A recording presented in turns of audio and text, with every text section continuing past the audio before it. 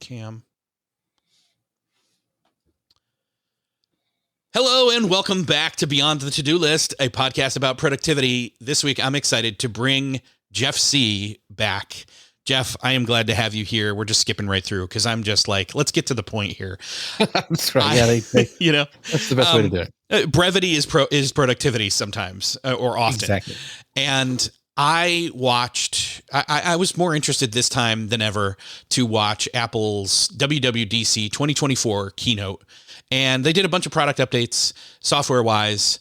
But everybody was waiting till the end to hear what they were going to do with this rumored Apple AI stuff.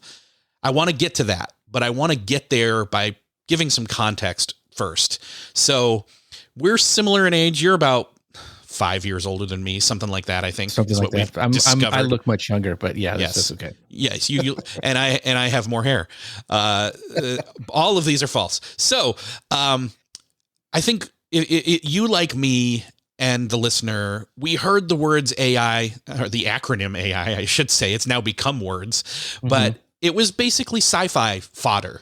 It was Tron. It was Tron. Yeah. It was like, it was. Yes. Yes. And it was the War Games. Remember? Would you like to play a game? That's exactly. An AI. That was the first thing. And then. And Terminator 1.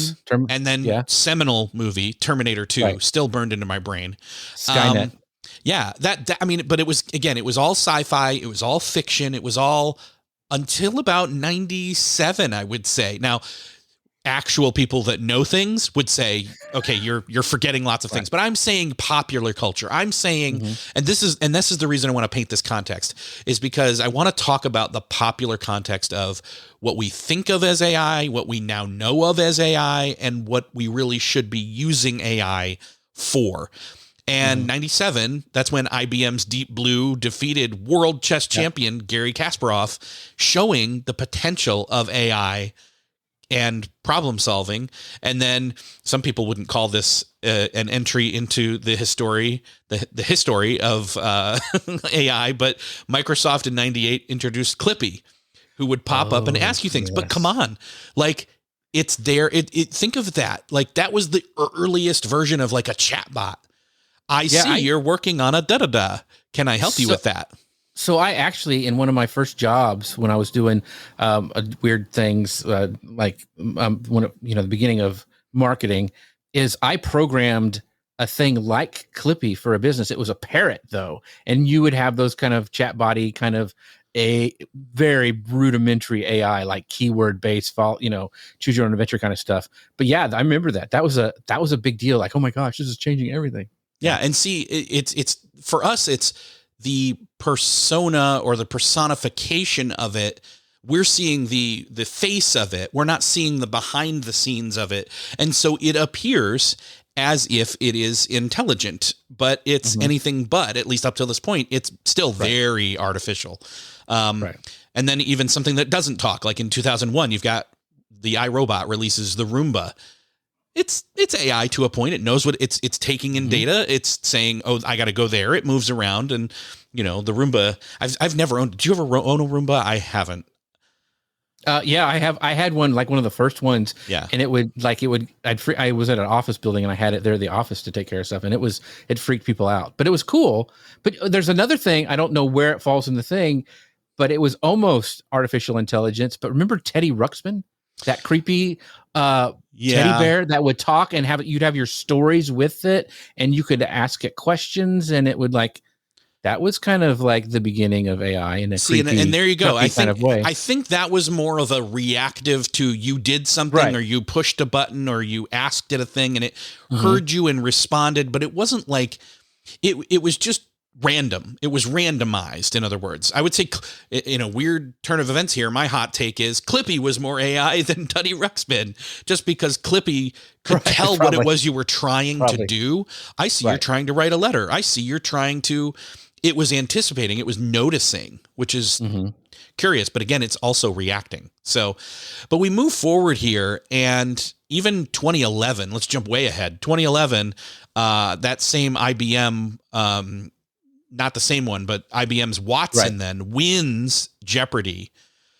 So it's showing that language and processing and knowledge retrieval are a thing, and it's getting there. This is also around the same time, and I don't know if you know this, but I actually literally remember this. Siri was something that existed on iOS before Apple owned it. Yeah. They bought it, and then 2 months, it came out in February 2010. Apple bought it, but then about a year and a half later, integrated it into iOS, and it was a big aha moment for them with their iPhone 4S and Siri, and everybody was blown away by Siri. It was this do you remember when Siri first came out and there was all the commercials for it? And I remember the voice of Siri followed me. I think it was probably on Google Plus. I remember that was a big deal. I got the voice of Siri back before they switched over. But yeah, the person that was the voice. Yeah, yes, yeah, not the actual Siri followed me, but actually that would the be lady creepy. who did the voice. That was pretty. I can't remember her name, but anyway. But yeah, it was a big deal. And then the other one started kind of falling in line. Then you had Amazon's Alexa. Mm-hmm. Then you had the Google. What do they call Google Assistant is as far as they got. They never named it anything. Yeah. So we're all connected, and luckily I changed the name so I can say Alexa, and it doesn't do anything right now. In my office, in my house, we use announcements all the time, like an intercom. So we're dialed in to that ecosystem too. So that's what I was going to ask you about is one. Well, let's jump back to Siri in a moment, but since we're on Alexa, let's talk about that. I've got one sitting here right now. It's a Dot. It's the same one, and kudos to Amazon for their product longevity here. It's been sitting here since 2017, and it still works great. I got 2 other Dots. I've actually got some that I'm getting ready to put out in a garage sale because we don't need one in every single room. It's just ridiculous. Right. But we use it for a bunch of different things. One of the things we do use it for is I've got a timer I've got an announcement that goes off at 8:00 and 8:30 every night. The time is 8:00. The time is 8:30. And it's primarily for my son, who to put away.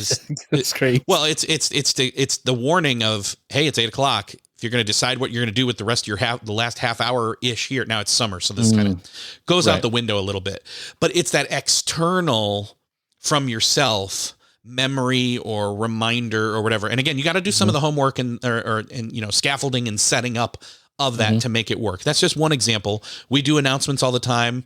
When we don't feel like yelling across the hall or the house. We don't use it as often as we used to do it for more. I can control thermostat. There's, smart home stuff. What do you use it? What did you start using it for? And what are you now using it for? So it's pretty much baked into the ecosystem. There's been some issues with the home stuff with things kind of changed, but we use it. The ecosystem. I use the Philips Hue. And so we have that throughout our house. We turn on our lamps with it. We use it to change the thermostat. When I go to bed, I can actually set the alarm with it. The other thing is we use it for a white noise generator because it actually will tie into my Spotify, and I have a special white noise, so it'll go the entire night. It just kind of repeats this hour-long thing of rain that for some reason I like, and so we use that one. I really wish Brain FM was on there, by the way. That would that would be a really cool integration. But anyway, we use that. We also, a lot of times I'll use it to track packages because it'll tell me there's one, that it's arrived, and that's helpful to get it out of the Texas sun that's baking everything to death.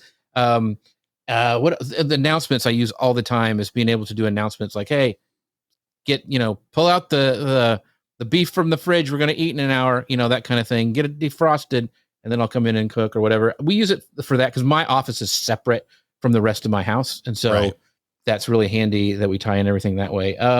Trying to think what else. We use it to look up stuff a lot. Like we'll ask it questions, and I'm hoping it gets a lot smarter because a lot of times it's like, it'll try to search the web and it won't work. So now, so here's the thing. You're getting into a little bit, some of thing is everything you just listed off, that is scratching the surface of how much it can, like if people really did a deep dive, and there are, in fact, many, many more ways to optimize, tweak, use, create workflows, all of this on every single one of these things, sometimes even using different ones together. It even has a glass break sensor now. If somebody breaks in your house, it hears the sound of glass breaking and can do sequences like call the police or flash the lights or something like that, which I had no idea. That's interesting. I think the main thing for us, though, sticking along with our word of intelligence and artificial, is that when Alexa first came out, all the commercials, and they were kind of, and by that point, by the way, and we'll go back to Siri in a second. By that point, the shine or the sparkle or whatever, when November 2014, which was 3 years after, when Alexa came out in November 2014, Siri came out October 2011. 3 years later, Siri was already like, oh my gosh, Siri doesn't work. What do you, Siri's just on my phone and it's useless. Yeah. And that was basically the consensus, even with Apple fanboys. So, and fan people. So I would use it to community. I would only use it to do very basic home automation because the Apple home things worked. But instead of having to pull out my phone and say, turn on my lights, it's sure easier to say, Siri, Alexa, turn on left lamp, and it turns it on. Yeah. I mean, it's just even that friction of taking your phone out of your pocket or hitting that Siri button. Oh, yeah. See, you're setting stuff off by saying things. I got to quit talking. Yeah. Anyway. Yeah. See, that's the other thing. So that's why mine is, I being a Star Trek fan, and you as well, like I've changed mine to, I use the word computer, and see, it just lit up, but never mind. So mine is, my dot sets into a Mandalorian helmet so that it fits right in there really cool. It's a special thing it's a holder for the Echo Dot. And so I named it Echo. So it hurt me too. But its eyes light up. It's really cool. So see, and I'm thinking of changing ours because we are starting to use the word COMP, et cetera, right? The rest of the word, we're starting to use it more often, and sometimes the TV will trigger it. But anyway, Point being, the novelty of it, the novelty of Siri when it first was announced and came out, and the novelty of Alexa and the Amazon Echo, the tube, remember when it first came out, was definitely the novelty wore off on both, but the practicality of one of them stayed. And we know which one it was. It was Alexa. Yeah. Siri did become fairly useless. The only, and this is even not that great, but the only way I use Siri is that on my watch to set timers, because I'm cooking all the time and I'll have different things going, and I don't even lift it up and say the keyword. I actually press the crown to say it, because half the time it doesn't get it right if you raise your wrist and say it, or whatever. And so it's actually, I'm having to press the crown and say, do this or something. So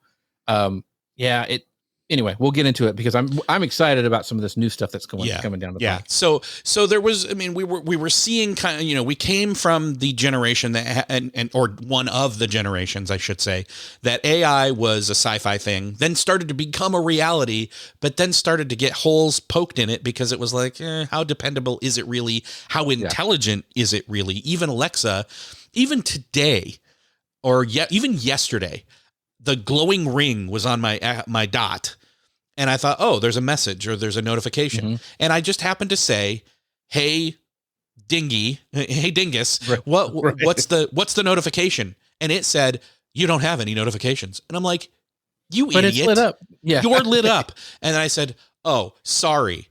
What's the?" I think I said, "Hey, what's the message?" And it said, "You don't have any messages." And I said, "Okay, fine. What's the notification?" And I'm like, the fact that it's dumb enough to not be smart enough to know what I mean, right? Like, it's just like, come on, we're beyond this point, especially in some regards with all this stuff. So the reality is, I guess one other thing though, is I want to bring up, do you use Alexa for shopping at all? I get notifications on certain things that, like I have a certain come every month, and they'll say they're out and you need to go do something. That's handy. It'll remind me. It'll remind me of a special that I have had in my cart or save for later or something like that. It'll remind me, say, "Hey, this is on sale. Do you want me to put it to your checkout and send you a message on your app?" And I'm like, "Yeah, if it's something I want, I'll do that." And that way I can go. I don't ever say, "Get it," and let my voice do, because that's dangerous. Yeah. Yes, it's very dangerous because I'm like, how many things did I have in my shopping cart that, because I'll throw things in there and then like, nah, I don't really need that. I usually try to wait for a day, just like on a medium-sized purchase. Like, do I really need it? Do I really need this, Mandalorian helmet dot? Yes, I do. Clearly and, you did. Yes. And so, so that's kind of my thing. And so it's really dangerous to say like, oh yeah, check out. And then like, oh crap, I put in like, some gazebo that I was searching for and it's like $5,000 or something. So yeah, don't do that. No. So, I mean, that's the thing is there's so many options. There's so many possibilities. There's still a lot beneath the surface. Like it's an iceberg when it comes to the things that exist right now. I will say I use Siri a lot on my phone more than I used to. And especially when it comes to low, like last night, yet again, where we decide, my son's out of town. We went to a Mexican restaurant he doesn't like going to. And my daughter and my wife and I, it was her idea. I said yes. And she was like, hey, remind me to do this when we get home. And I'm like, hey, Siri, remind something, something, something, something when I get home. And they were like, well, I was telling you so that you'd remember. It's doing That's great. I love it. I love it. Anyway, because I couldn't turn that off. But anyway, the whole point being, I pull into my driveway. My phone has a notification. Actually, my watch had a notification, and it reminded me to put it. Oh, I know what it was. It was put this bag of trash in a certain place. But anyway, the fact is, it's out of sight, out of mind. You need that external. And we're going to get more into the Apple Eco and system and Siri stuff when it comes to this stuff and the practicality of it all. And the frictionlessness of the convenience factor of it in a bit. But yeah, the one last thing I'll say about Alexa that I really like, we use it to check the weather almost every morning. Like if it's going to rain, what's the percentage, and it's still stupid on a lot of that stuff. It'll like, I'll say, well, what's the chance, what time is it supposed to rain? And it'll say, it's going to rain tomorrow. And I'm like, no, what time today? It's that kind of stuff. But I really do like getting the like national, especially here in Texas, where we're like getting hammered by storms. It seems every other day, it'll say, "Hey, you're in a thunderstorm warning," or "Hey, get to the middle of your house and kiss your butt goodbye," something like that. Those kind of things. I like that a lot because that makes me feel safe and knowing what's going on. So I'm glad you brought this up because you were reminding me of something else Apple did, which is they purchased Dark Sky about a year or two ago. And that was the most accurate weather system, et cetera, that I could find. And it is integrated now into the native weather app. And I have found that it is accurate. Like it'll say in 10 minutes, it's going to rain where you are and boom, it starts. Yeah. And so Siri having access to that is definitely a strength. So it's been growing, but that's not the most current AI wave, so to speak. Let's do a quick, all right, November 2022. It's about a year and a half ago. ChatGPT existed, but wasn't mainstream, but started to become mainstream at about that point. And basically, I did a whole show on it with Christopher S. Penn. You've been on the show talking about AI. I'm going to try and go as fast as I can through the summary here, but basically OpenAI is the company. ChatGPT is the conversational artificial intelligence model that they developed. And GPT means generative pre-trained transformer. Generative is the key operative word, creating something out of almost nothing based on prompts. And the better you prompt it, the better quality you get. But the key here is it can understand language. And that's the other key here is the acronym LLM, language learning models. Large language model. I thought it was large language model. Sorry. Okay. Yeah. And so this is the key is like, and again, retreading here, obviously a lot of people already know this. For those that don't, I'm glad to bring you up to speed here, but basically it being able to understand language, parse it, bring knowledge, and respond in that almost Clippy way, but in a much more seemingly intelligent level is, and not just that, but to like, and I guess I should ask this. I've had, as an Audible processor, I tried out the new phone app version of the 4.0 or 4.0 or whatever it's called of ChatGPT, which was new as of about 6 to 8 weeks ago, something like that.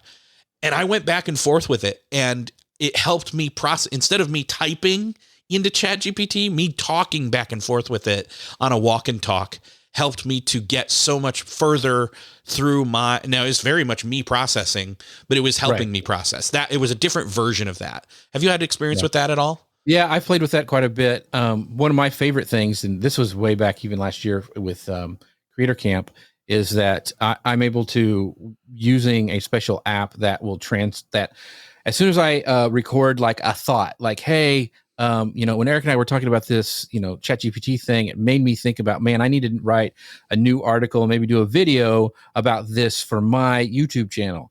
And okay, that's a voicemail. It shoots it off to Dropbox. What happens then is ChatGPT's text model that is in their API will actually transcribe it. And then I have it set up so it will actually find out if there is a story inside that. What's the story? If there's 3 points, there's follow-up questions for that thing. And then it transcribes that and shoots it all to my Notion in a special place that I can capture things, which that to me is amazing. Like I hated using voice notes, and you and I have talked on shows before where we have just press record on our watch. Yes. We can listen to podcasts. We can hit that. It's a great thing. But that added step where it will summarize my thoughts and give me like questions and content and stories that I could use, that is so helpful, and puts it in my, second brain kind of a thing in Notion. That's huge. And so once again, this is coming even, I think, in a bigger degree when we get into the Apple intelligence stuff later on. Yeah. And so this is where kind of the crux of the conversation has been stuck for a while is, okay, it can do all these things. What's it replacing? Who's it replacing? What do I need to do to be not replaced? Well, you need to just get better at using it and, or, discover what it can do and, or what it can or can't do. I think all along the promise still with everything we've spoken of up till this point, including this, is what can it do? Whether it's subconscious or not, the question is, what is it doing and what can it do potentially that reduces friction on things I'm already doing? Or what can it do for me that I don't want to do that it can do for me? Or how can it do things that then make me better at what I'm already doing? Like it's augmentation, it's supplementation, it's cyborgian in a way. Right. I know you hadn't seen it, but there was this meme going around where it was somebody who, and I mentioned this on a previous show very recently, where it was going around and said, I want AI to do my laundry and my dishes so I can do art and writing, not for AI to do my art and writing so I can do my laundry and dishes. It's like, free me up to do the right thing. Right. I think we've talked about this before, but I think of it as a great tool. Now I've used it, ChatGPT is one thing. I have kind of dived really into the image generation stuff because I'm kind of a visual thing, and that's a whole nother topic, but it's allowed me to create logos, get things kicked off. Like, I don't think anything that AI generates right now, you just want to cut and paste. And sadly, already people are doing that, and you can tell. But it gets you past that, what I like to call the blank page syndrome. When you're right there and you're like, oh crap, I've got to write an email newsletter for today. I don't know what to do. Dustin Stout taught me a thing where you train the AI to ask you questions, just like you do on your walk and talk.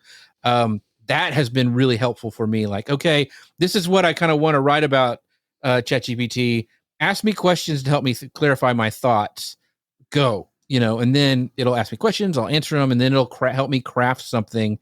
Then that can even take even further. So I think that is where the time saved is. Somebody said, treat ChatGPT like a really stupid intern. And I'm like, that's true. I heard that. Really, yeah, I heard that too. That's a really good way to put it. Like the cool thing now, since we've been using it since last year, the stuff that you have to repeat and kind of keep always saying, okay, act like this. Here's the kind of the text I like, make it like that. That is getting shorter and shorter. You don't have to it remembers things more. It has a longer memory than it's ever had before. Like when we first started using it, I couldn't do my hour-long podcast. It wouldn't fit. I had to do all these workarounds and copy and paste things, and it would forget the first part. Now that's not really an issue anymore. You can put in a lot of, I put like in 4 podcast episodes and said, hey, where do all these fit together, and help me and had no hiccup with it. So that is cool that that's starting to get longer, that we can help summarize things. I mean, even Zoom now has a built-in summarizer that will email you your meetings and follow-up things to do, like right after you're done. Yeah. Built in. So that stuff I think is helpful. Yeah, it is. And so that's where things have been for a while. Now, as of Monday, or well, up until Monday, everybody was guessing, okay, oh my gosh, Apple, man, you're behind again. And there was a lot of people who were smart and noticed. Have you not noticed the pattern? This is what Apple does. They do not jump in first. Or let me rephrase. They either are first or they are best, or they to a certain extent, or they think they're best. Let's put it that way. I don't want to show Apple favoritism here, because even though I'm in the Apple ecosystem and really like what they announced, we're not going to cover we're not going to dig through every single thing they talked about with iOS updates and all that. We're going to stick strictly to what they called Apple Intelligence. The funny thing is they are the only company that could take a term that everybody's using that's called AI and say, oh, the A stands for Apple, Apple's intelligence. Well, it's so funny. Their version does. Here's the thing. Yeah. A lot of people made those same kind of remarks. However, since the Monday when they announced this, I've seen, like, for example, Marquise Brownlee, who does great YouTube. I love him. He there's a video that came out 16 minutes long. He is sitting with Tim Cook and they are just candidly talking. And Tim Cook says the phrase AI a number of times. Mm-hmm. And so it's not like they're saying, oh no, we've now all AI is now owned by all your base belongs to Apple. They don't mind if you think that. No, but I think and the other hint here is they called it AI for the rest of us, I think, in a subtitle somewhere, which in a lot of ways they have brought their stamp to it. So essentially what they announced, let's broad stroke it here for a little bit here, is they said Apple Intelligence is this new system that is designed to make the Apple products more useful. And that's what I saw. Like they covered everything else, and then they basically, without saying it, said, and now one more thing. Right. And then I was surprised they didn't actually. Boom, here you go. And the key to it is that, and this is the key factor here that makes it useful, and why I suddenly was like, I think this is worth talking about here on the show, is that they're involving AI as we've known it up till now, and especially recent history, but they're adding personal context, that it knows things about you while still holding on to privacy. Mm-hmm. It understands the personal context, and it provides relevant and helpful assistance. Relevant and helpful, which is the antithesis for a lot of people as to what Siri has been up till now. Right. Well, the example that really hit it home for me during the presentation was the lady who came out, and I think she was talking, it was the Siri section, where she was talking about, okay, my mom sent me an email, here's my flight information, this is what it'll be. Well, Apple Intelligence knew that, and she said, well, I want to have reservations to go do this thing. I don't know if I'll have enough time to get there and still make, and the thing figured it all out. Yes. And like, hey, if you go this way and make your reservation here, then you'll be okay. And she didn't have to send it anywhere. It just knew from that email, Apple Maps was integrated into it. That stuff is really, really cool and really, really helpful. I know people are worried about it, but we can talk about the privacy stuff in a little bit. But the key thing here, as that example illustrates, is that it not just references content that's literally on your screen of whatever screen you're using, and we'll get into which things you're going to be able to use this starting off and moving forward. But it takes that, it analyzes the personal data on those devices and connects across apps to then retrieve, analyze relevant data from those apps, as well as ensuring privacy, all the while processing it together and understanding what it was you said and or asked it to do, and can bring all of that to the forefront of giving you a correct answer or plan or action or whatever. And this is, in a lot of ways, the missing piece of artificial intelligence we've been waiting for. So one of the things for like, and they've kind of had this kind of almost freakiness of, knowing what you're doing. I think most of it's already baked in. For example, like I go every Sunday to my parents to eat Sunday dinner, and a lot of times I'll get in the car and it'll say fastest route. And I mean, like, I know the route, but it's like, it's telling me, hey, this is the fastest route to go to your parents. It knows that I do this every Sunday, and it kind of puts it up there. I don't ask for it, but it'll do that on my phone or what, on CarPlay or whatever.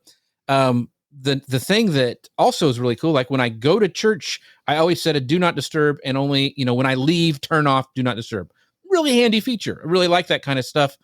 I see now AI going, hey, you're there almost every Sunday.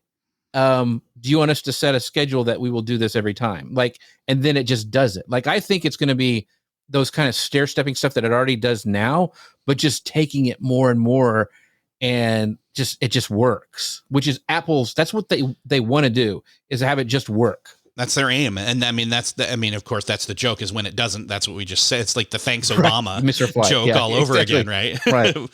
But, right. Apple, it just works. Siri. And that's the thing, is like, I've had that same experience where on a Sunday morning, I know I'm going to the same place. I'm going to church or something, and it will pop up. I'll get in the car and I'm going to put my phone down and plug it into CarPlay. And would you like directions? So I'm like, well, I know where I'm going, so I don't need you to. And I'm not like New York or somewhere, like there's tons of traffic. Yes, there. It's not necessary, but it's cool that it does that. But the fact, and we're barely scratching the surface here, because again, with the large language models being able to understand natural language, and then it being able to integrate across all these apps and pull with context and direction from you, and sometimes foreknowledge. I mean, you'll have already set something. I'm excited to see how this supplants something that I've been interested in for a very long time, but never really got around to trying to do, or I started to at one point, which was shortcuts on Apple. They were handy. They were helpful. There's people that swear by them, but when they first came out, I started to dig into it. But when you would trigger them, it would bring up the shortcuts app first, then switch over and do the thing. And it was like, oh my gosh, I don't need a splash screen on my phone every time I want to. And I just turned them all off and said, forget it. But yeah, they're powerful. Like I like, that's my shutdown sequence in my office and all this stuff. And I think AI is going to be, hey, would you want to add this? 'Cause this would be handy, kind of thing. I think it's going to suggest things that you probably didn't think of before and make it even smoother. Well, that's the other thing, is they even said that Siri will have the ability to tell you what things you're able to do with it that you don't know about. Right. And I'm just like, oh, that's going to be amazing. But yeah, just the fact that it's going to be able to do all this integration across apps, retrieve files, find specific photos, play a specific podcast. Cool. Yeah. I mean, here's the thing. Here's a note for all the podcast industry people. Podcast discovery has been this phrase that people have said, followed by two other words, is broken. Well, if you have Siri to ask, hey, find me some podcasts that I mean, you probably could do this with ChatGPT right now if you wanted to. Hey, hey, ChatGPT, find me the top 10 podcasts for productivity, and hopefully this one's in there somewhere. But let's talk about that, because I think haven't really thought about that too much. But because Apple has podcasts in there, which I'd assuming the podcast app, I'm assuming it would tie into all this stuff. But how cool would it be, like, we're going like, I remember Eric talked to what's that guy who does the tiger thing? Who does Todd Henry. Oh, give me the thing where Todd Henry talked about, when he did stuff for his music business, and they could pull some of that up. Or can you tell me, other than beyond the to-do list, what shows Eric Fisher has been in, and list them out for me? That is really, really cool if it can actually go that granular for podcasts, because I think a lot of times I'll hear somebody on a show, like I'm binging on Jay Klaus right now. I know he was on your show. And like, what other podcasts have you been in? I would love to listen to those. So that's for discovery. That kind of stuff is really, really cool. It's huge. And I think that, we're just scratching the surface. It's not coming out until, well, some people sort of have it now with the beta, but not really. We're talking September, when, they say fall, but we all know that means September, because that's typically when it is. One of the things I want to, they want to have it loaded on it. Yeah. One of the things we want to talk about here a little bit, and we can, let's dive a little bit deeper into Siri in and of itself, aside from, or integrated with Apple Intelligence. But basically what they're saying is is that everything that has an M1 or an M chip, an M1, 2, 3, 4 chip in it across, no phones have that chip yet, but the iPads and some Macs have that. There's an exception, and I don't remember what phone you have, but the 15 Pro or Pro Max has the A17 chip, which is also included in the 5 chips, I believe it is. And it's in the key here, and we've come to find this out from Apple since day of announcement, is that it's a RAM issue. And we don't mean system RAM, we mean chip RAM. So that's to say, which is a great way to get this brand spanking new feature to get people to buy new phones. Yeah, I'm going to say, you got a lot of people who, I mean, it's also a great way to rate limit those that can do it and it doesn't get slammed. You know, I've been recently I watched that BlackBerry pseudo documentary. Oh yeah, that was pretty fun. And I just kept thinking, you know, we're getting slammed, the network's down and all that, you know, anyway. So here's the thing. Siri got a new design. It's got deeper system integration. It's got improved language understanding, which the fact that it can understand what I'm asking from now on, instead of saying, I think I found something that's like that on the web. Here you are. And then it shows something on your phone. No, that was not what we wanted. The fact that it's going to be as conversational as that most recent Chat GPT that we were talking about earlier, but then actually able to be doing something with that data and know me based on my device is huge. But also the fact that you could trigger it without voice and type into it when you can't talk to it is huge. Yeah. And there's more coming. I'm trying to think of what else. There's also, so here's the other key piece. And this is where I thought, oh, Jeff's going to love this. It's got the system wide, the writing tools and image generation and stuff. What was your take on some of these? So I think it's going to be really cool. It depends on how great my gold standards right now for generative, you know, art or, you know, photos or whatever you want is Midjourney. I still think it's the best one out there. That's what we use a lot. There's some other ones out there that can do text better and all that stuff. But it was really a big deal when ChatGPT was able to integrate image and their large language model that everybody knows about, you know, for writing things, asking questions, coming up with stuff. Being able to craft your images inside of that and do other things is really, really powerful. Apple is built for creatives. And the stuff that they're going to be able to do, even stuff they showed with the Apple Pencil, and we're not going to get into it, but like even the calculator, which they never had on the iPad, the stuff now that it can do where it can fix your handwriting and which I need, and make it easier to read, and also like do equations and stuff. Like that's going to be super cool. And being able to, and Apple and Adobe have always worked well together. So it's going to be interesting to see what's going to come out of that because of the apps that they can work together on with the new chip. So I'm really excited for all of that stuff. So yeah, the writing stuff is, it's just going to be like they were tying it into Keynote and all sorts of awesome things in the presentation. So I just, you're going to be able to create a lot of stuff with just your phone and an iPad, like with the new chips in it. I mean, you really are. It's going to be pretty spectacular. I'm really excited. I mean, I think like, you know, we're into text-based video editing right now. That's what like Descript is, and even Premiere has that baked into it now. Is it going to be voice? Like, you know, clip here. I mean, who knows how far this is going to take it? It's exciting. I mean, I can't wait to get the new phone because I'm up for an upgrade. So yeah. So what phone? What I've got the 15 Pro Max, which is the latest. I still have the 14. I still have the 14. Okay, so you're going to need to every upgrade. other. Yeah. See, I'm lucky enough. Everything. My phone has the A17, and my iPad and my Mac both have M chips. So my Mac across my 3, I'm good to go.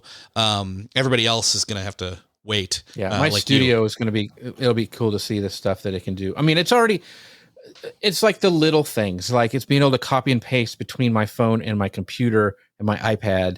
I mean, that kind of little stuff is a big deal. With the AI baked into all this stuff is really going to be a pretty cool thing. The generative emojis is going to be fun to see how it's going to be fun to see on the visual side. I'm really looking forward to creating an emoji that looks like me and has various different like poses and things. Like instead of just yellow face smiling, like I'm going to be able to make a whole bunch of different ones that look like me that are kind of like that. An emoji version of the, what is it called? What's the Oh, the Apple thing they already have where you make a version of yourself. It's kind of like the Bitmoji thing, but their thing. Yeah. Anyway, whatever. Animoji, is that what it is? I don't know. Something like. See, I'm not too partial. I can't even remember what the thing's called. But anyway, I'm looking forward to Genmoji a lot because sometimes there's just like create an emoji that is, right. Something, and it's going to be amazing because it'll be perfect and to the point and contextual and hilarious. So in that same vein, and this is back to the writing stuff, the thing where it was doing like the smart reply where it could do the different tones, because I'm a little, it makes me nervous on some of that stuff because I think you need to put your personality in there, and I think a lot of people are just going to hit one thing and have it just kind of generate whatever it says. And I want it to, I think that's a good place to start, and making sure your tone is conveyed correctly, because we all want to do that. But I think some of that stuff is going to be really, really awesome. I mean, just remember when we could have spell check inside of stuff, when that started doing the red underline. I was like, oh my gosh, that's amazing. And now we're going to be able to do so much more with that. I love Grammarly, and it's basically Grammarly. It's going to be everywhere, right? It's just going to work. And the key piece here that I think, and we haven't touched on this yet, is their key word, one of their 5 keywords, but I won't go into all of them. But one of the major ones, or the one that I heard the most, other than powerful, which was the word privacy. And that's probably, the key here is that, especially with the writing stuff, that's where I'm like, I want it to learn my tone, or what words do I use? How do I speak? What mannerisms do I do when I'm speaking and writing and typing, etc. That they're going to have it all stay on the device. Like, it's going to be locked down. It's going to be using on-device intelligence. But when it requires more computational capacity, Apple Intelligence will use the private cloud compute on Apple Silicon servers, which is also locked down. Right. And so no data is kept, transferred, stored on and or all through the chain at all. A lot of people, So a lot of people, when they hear OpenAI, because Apple announced at the end that they're using OpenAI for that outside stuff, right? One version of it, though. Yeah, You're right. Yeah. But, and so that makes people nervous. Like, well, how can I have OpenAI? Because that's out there, and they've been scraping everything else, and so how is that going to? So it's one. I will say this: Apple has built its brand on privacy. Like, that's the whole reason advertising and Meta and all that stuff are hacked off, and Google has stopped doing. They're doing the same thing where you can't be tracking pages, and advertisers all up in a tizzy. But their whole brand is based on this privacy. They can't screw this up. They can't, or they're gonna. I mean, and that they're not going to do this unless they have it figured out. I mean, I just, people are like, oh, I don't know, ChatGPT and OpenAI, they're not really. I'm like, Apple would not announce this if they were not confident that they could keep things private, because that's their brand. Like, if they blow this, it's over. And the key piece here is that when you are going to ask your device that can do this to do something that it requires using a ChatGPT LLM for, right, it's going to ask for permission. But it's not just going to ask one time, blanket forever. It's going to ask you for permission to do it every single time. Tim Cook confirmed that with Marquise. And he said, and by the way, OpenAI's ChatGPT is only the first one of these we're starting with. We will be adding the ability to add and or pick and choose others as well. So Claude's going to be in there, anthropologic or whatever. It will be one of them. I'm sure there's some other ones too. But I think that, and it's already started. Like, if you would use any of the like plugins or GPTs or whatever they call them on OpenAI, when you ask it to like, hey, go to this YouTube and summarize it for me, it asks for permission already. Like, is this okay to do? And you always have to hit yes. So I see a version of that kind of baked into Apple stuff. But I've seen a lot of the stuff on X and other places that people are up in arms. Like, there's no way this can be private. I'm like, well, this is Apple, and they know how to do that stuff, or else. Now, Apple may use it for their own inside purposes. Like, they could, like, all of a sudden you might start getting some really great ads or something. I don't know, from Apple. Who knows? But it's not going to go to the other people, because they're pretty good about that. Yeah. So my question here is, and I've been trying to think about this since I watched the demo, and I'll probably skip to the end and watch just the Apple Intelligence thing again at some point here, just to kind of dream a little bit more and hypothesize as to, hey, when this is available, like, what do I think potentially it could do for me in terms of, like, what shortcuts, in other words, what shortcuts would I want to make? In fact, that's actually probably another great idea is look up what are some of the great shortcuts people have created for their Apple devices. And that's not to say people can't do that and then take it and do it on Android. What are some of the shortcuts that are already created right now that you can then just create as part of a natural, hey, Siri, remember da-da-da-da-da-da, and it's going to do it again. Watch. So I got to remember to stop saying that. But anyway, but if we were to think of something right now, like I should have turned it off before we started. Anyway, I've never had this happen before. Point being, where was I going? Thinking outside the box, So I'm trying to anticipate. I'm excited and encouraged. And honestly, I trust Apple, and I may, people may regret those words, but I don't think so. I think their track record has shown. So if I do trust my on-device capabilities and their ability to leverage that, especially on-device and on cross-device, that it's me and me only, like what are the possibilities here with a truly, like, I'm thinking of making Siri in a way like a VA. And what could it do? How can it do it? I just lost you there for a minute. Okay, hold on. It recorded for me. Let me say it again.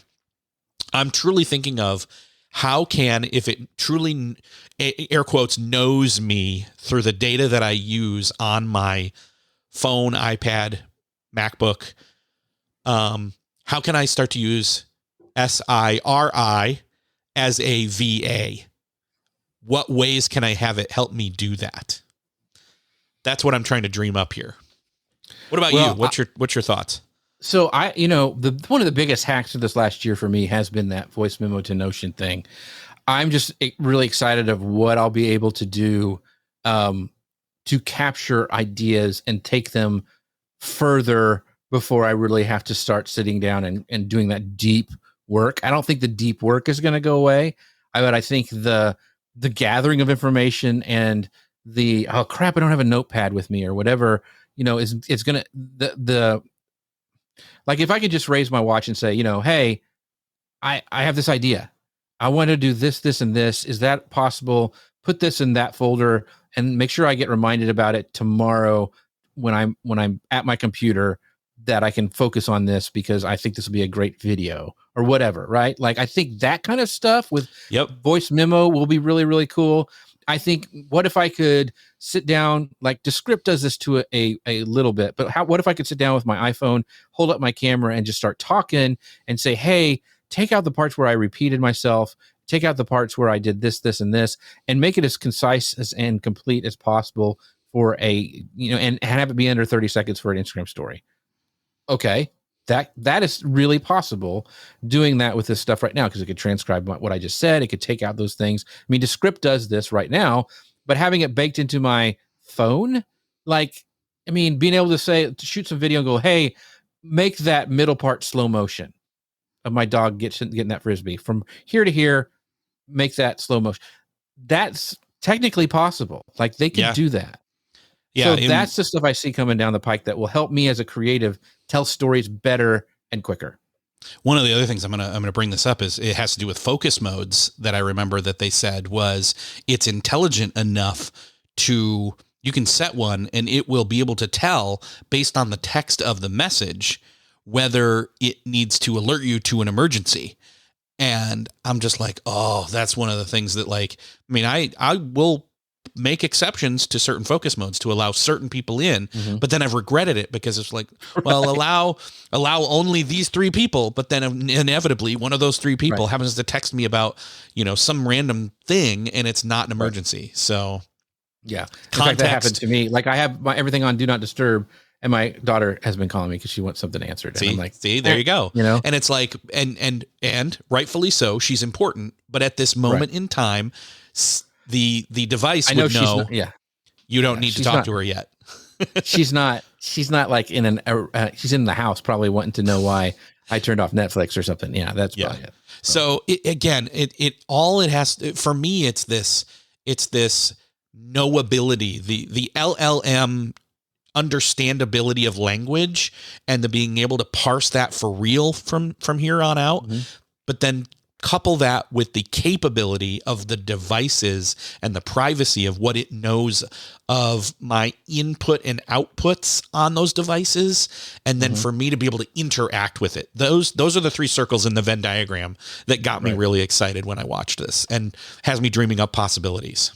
So one of the things, and I think that's a great point, because like even with ChatGPT, we think of it as writing our emails, writing our stuff, finding out information, gathering information, but we don't use it like what of the things it can do. Like I took it the other day and I gave it a CSV file of like affiliate stuff. And I said, hey, what's the average it's a day, that the money I make a day? What is that? What's my most popular month? All that stuff.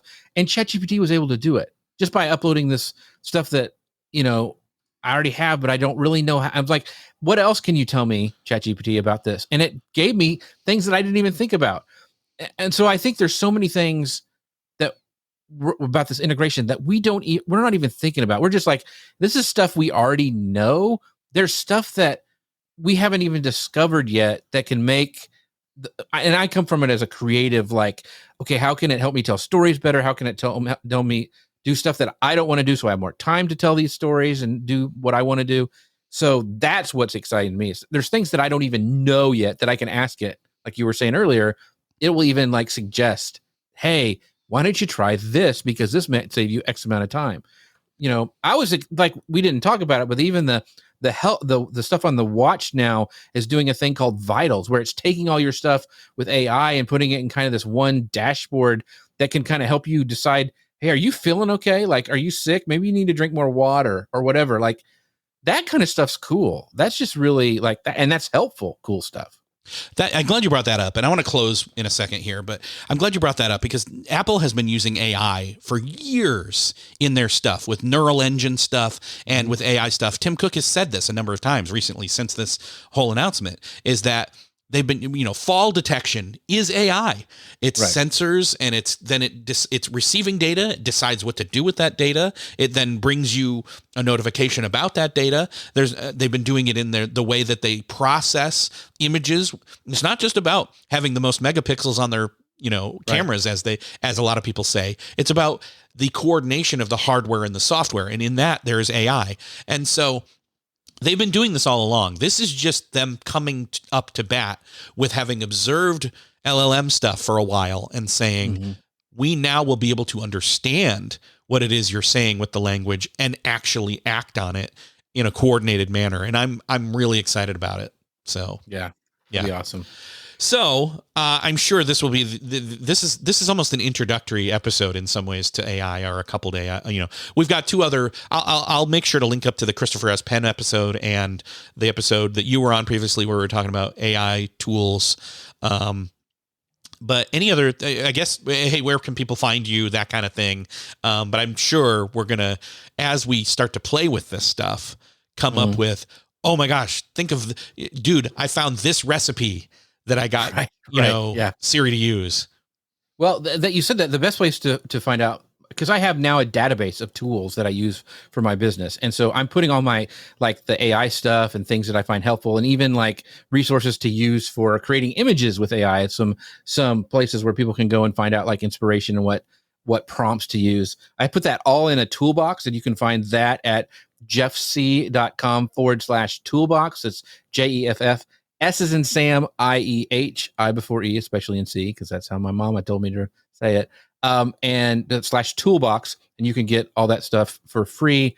It's just it's actually a Notion database that has all of my tools that I use for my business, and I'm always updating it. I actually added some new AI tools today, so make sure you check that out.